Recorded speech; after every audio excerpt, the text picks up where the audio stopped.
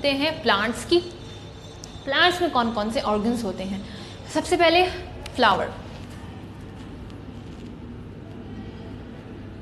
Flower जो होता है वो प्लांट का रिप्रोडक्टिव ऑर्गन होता है। रिप्रोडक्टिव आपके लिए पहली दफ़ा सुना होगा आपने ये टर्म। रिप्रोडक्टिव ऑर्गन क्या होता है, बेसिकली ये वो ऑर्गन है जो कि बीज बनाता है, दैट इज सीड। सीड के ज़रिए क्या होता है हमें पता है, जब हम उसे बोते हैं तो एक नया पौधा ग्रो हो जाए। तो ये एक बहुत अहम प्रोसेस है। अगर हम सीड नहीं बनेगा तो फिर फ्लावर हमें मिलेंगे ही नहीं। तो अब ये काम कर कौन रहा होता है, इंसेक्ट्स कर रहे होते हैं। जो हमें पता है कि फ्लावर बहुत ही ब्यूटीफुल होते हैं, लेकिन ये ब्यूटीफुल बनाए किस लिए गए हैं, इंसेक्ट्स के लिए बनाए गए हैं। ये इंसेक्ट्स जो हैं इनकी कलर्स को देख के अट्रैक्ट होते हैं और इन पर आके बैठते हैं। उससे क्या होता है, उससे दो मेन प्रोसेस होते हैं जिसको कहा है हमने पॉलिनेशन और फर्टिलाइजेशन।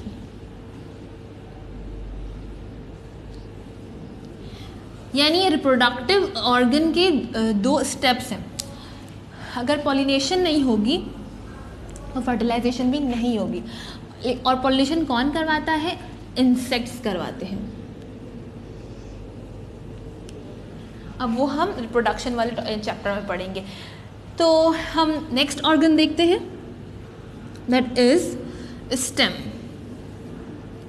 स्टेम जो है वो एक मेन जो काम है वो सपोर्ट कर रहा होता है, और जो दूसरा उसका मेन काम है वो सप्लाई होता है। ये एक समझिए पाइपलाइन की तरह होता है, जो नीचे से वाटर को लेके ऊपर वाले पार्ट्स को सप्लाई कर रहा होता है, और ऊपर से जो लीव्स हैं जो फूड प्रिपेयर कर रहे हैं वो नीचे वाले ऑर्गन्स को सप्लाई कर रहा होता है। फिर हमारे पास नेक्स्ट लीव्स। लीव्स को हम पहले भी पढ़ चुके हैं कि वो जगह है जहाँ पर फोटोसिंथेसिस हो रहा होता है। फोटोसिंथेसिस मैं फिर बता देती हूँ, वो प्रोसेस जिससे प्लांट अपना फूड प्रिपेयर करता है। तो यहाँ लीव्स जो है वो फूड प्रिपेयर कर रहे होते हैं। किससे कर रहे होते हैं, क्लोरोफिल। उनके पास एक पिगमेंट है, ये भी already I have discussed chlorophyll. ये ग्रीन पिगमेंट, जिसकी वजह से एक लीव जो है वो ग्रीन कलर का होता है। ठीक, तो leaves are the very important part of the plant. तो मुझे यकीन है कि आज के बाद आप कम से कम लीव्स नहीं तोड़ेंगे। क्यों नहीं तोड़ेंगे, इसका एक और वजह क्या है कि लीव्स की जो नीचे वाली साइड होती है, अंडर साइड, वहाँ होते हैं छोटे छोटे सुराख, टाइनी पोर्स। पोर्स कहते हैं सुराखों को, लेकिन ये पोर्स हमें दिख नहीं रहे होते, बहुत छोटे होते हैं। ये स्पोर्स से क्या होता है कि सारी जो दो गैसेस हैं हमारे पास बहुत important, that is carbon dioxide and oxygen, ये अंदर और बाहर जा रही होती हैं। हमें पता है कि कार्बन डाइऑक्साइड कौन ले लेता है, प्लांट्स यूज़ कर लेते हैं, और ऑक्सीजन किसके लिए यूज़फुल है, हमारे लिए यूज़फुल है। तो ये जो गैसेस हैं ये कहाँ से अंदर बाहर होती हैं, लीव्स के पास स्पोर्स होते हैं, पोर्स होते हैं छोटे छोटे, जहाँ से ये और जा रही होती हैं। फिर हमारे पास next organ, that is number 4, roots. Roots ज़मीन के अंदर होती है, जो कि हमें नहीं दिख रही होती। ये पानी एब्जॉर्ब कर रही होती है, ना सिर्फ वाटर बल्कि मिनरल सॉल्ट्स, ये ज़मीन में पाए जाते हैं, जो कि ज़मीन की अपनी एक खासियत है। ठीक, तो ये दोनों चीज़ें कौन एब्जॉर्ब कर रहा होता है, रूट्स कर रहे होते हैं। रूट्स की ख़ास बात यह है कि वो उनका स्ट्रक्चर ऐसा होता है। ऐसा क्यों होता है, ताकि ज़्यादा से ज़्यादा इनको जगह मिले, उनका सरफेस एरिया।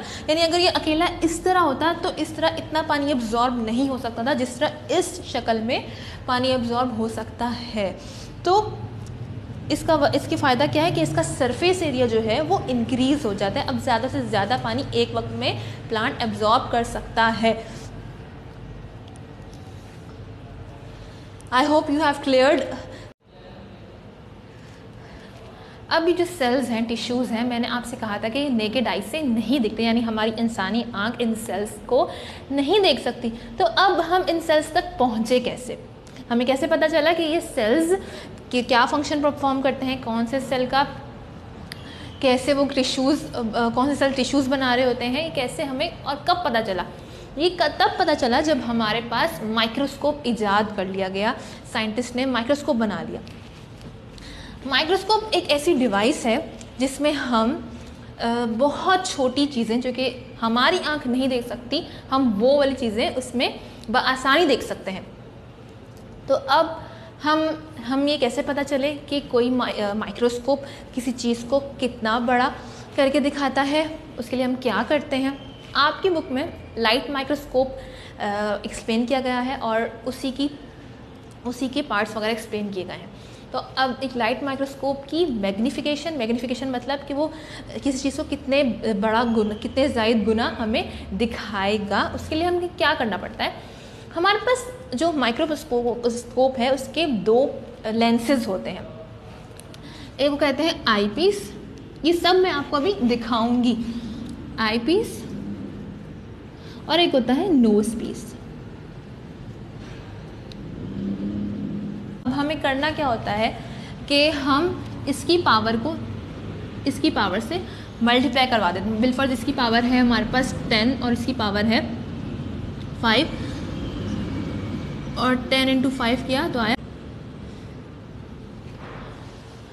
यानी हमें 50 गुना बड़ी वो तस्वीर दिखेगी। वो तस्वीर नहीं, वो जो हमने स्लाइड पे देखा है, हमने जो भी स्ट्रक्चर हमने स्पेसिमेन पेश किया है, यानी कि 50 गुना बड़ी हमें वो सेल या वो चीज़ हमें दिखेगी माइक्रोस्कोप में। तो आइए अब हम देखते हैं माइक्रोस्कोप के पार्ट्स और किसका क्या फंक्शन है।